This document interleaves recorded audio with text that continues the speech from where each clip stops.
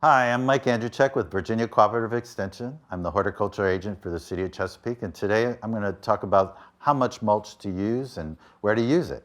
A lot of people think mulch is a great thing, and it is, but we want to use it appropriately. And a lot of people want to use it by amending it into the soil, and that's a no-no. So that's a big myth.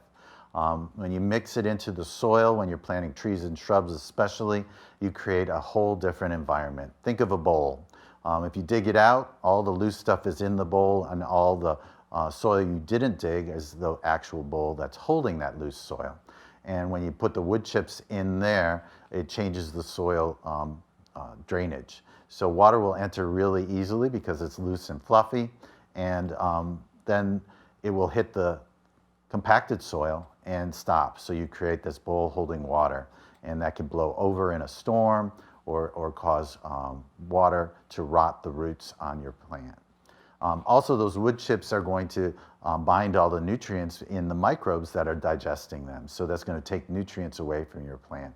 So that's a big no-no, okay? So mulch needs to stay on the surface. Remember that, okay?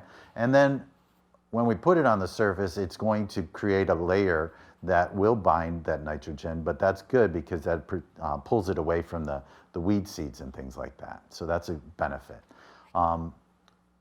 We want to keep it the right depth too, so that it's keeping sunlight from the surface to keep weeds from germinating.